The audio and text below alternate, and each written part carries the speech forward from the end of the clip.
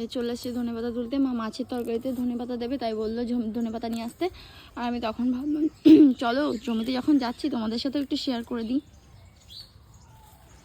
আর এই যে এখানে কত সুন্দর এই যে উচ্ছে গাছ লাগিয়েছে, এই কত সুন্দর।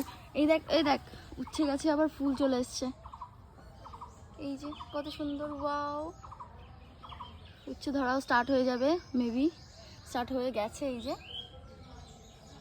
আর এই যে এইদিকে বেগুন গাছ লাগিয়েছে, বেগুন গাছে ওই যে বেগুনও চলে এসছে। এই যে কচি বেগুনও চলে এসছে। আমাদের আর কিছুদিন পর থেকে কিছু কিনতেই হবে না। আর আরেকটা জিনিস দেখায়, টমেটো। এই যে টমেটো, ওয়াও। আমার বাবা এই দিনকে অনেক টমেটো তুলে নিয়ে গেছে, যদিও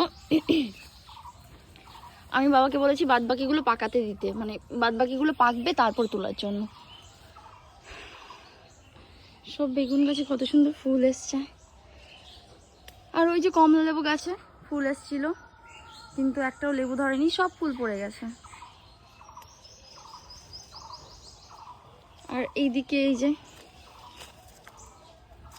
লঙ্কা গাছগুলোতে এখনো লঙ্কা আসেনি, যদিও চলে আসবে, ফুল এসছে।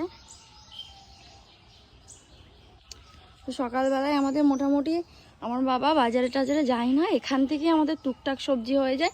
আর ওইদিকে ওই যে ডাঁটার শাক বুনিয়েছে, এই যে এগুলো টুকটাক সবজি আমাদের সব এখান থেকেই হয়ে যায়। এখানে পালং শাক ছিল, নষ্ট হয়ে গেছে, বৃষ্টি হয়েছে, পালং শাকগুলো সব নষ্ট হয়ে গেছে। আর ওই যে বেগুন গাছ আর একটা, এখান থেকে বেগুন খাওয়া হয় আমাদের। মোটামুটি আমাদের বাড়িতে সবই পাওয়া যায়, সবই আছে আমাদের বাড়িতে। আমাদের বাজারে খুব কম যায়।